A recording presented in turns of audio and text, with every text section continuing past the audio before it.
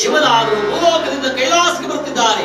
ಈ ಕಡೆ ಈ ಪುಟ್ಟ ಮಗುವಾದರೂ ಶಿವನನ್ನು ತಡೆದು ನಿಲ್ಲಿ ನಿಲ್ಲಿ ನಿಲ್ಲಿ ನಿಲ್ಲಿ, ಈ ಕೈಲಾಸ ಒಳಗಡೆ ಯಾರೂ ಹೋಗಕೂಡದು ಎಂಬುದಾಗಿ ಈ ಮಗುವಾದರೂ ಶಿವನನ್ನು ತಡೆಯುವುದು.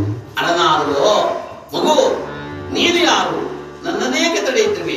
ಎಲ್ಲಿ ದಾರಿಯನ್ನು ಬಿಡು, ನಾನು ಕೈಲಾಸಕ್ಕೆ ತೆರಳಬೇಕು, ದಾರಿಯನ್ನು ಬಿಡು ಎಂಬುದಾಗಿ ನುಡಿಯಲು ಆ ಬಾಲಕನಾದರೂ ಇಲ್ಲ ಇಲ್ಲ, ನಾನು ದಾರಿಯನ್ನು ಬಿಡುವುದಿಲ್ಲ, ಏಕೆಂದರೆ ನನಗೆ ನನ್ನ ತಾಯಿ ಅಪ್ಪಣೆಯಾಗಿದೆ, ಯಾರು ಬಂದರೂ ಸಹ ಕೈಲಾಸ ಒಳಗಡೆ ಬಿಡಬಾರದು ಎಂಬುದಾಗಿ ಮಾತೆ ಅಪ್ಪಣೆಯಾಗಿದೆ.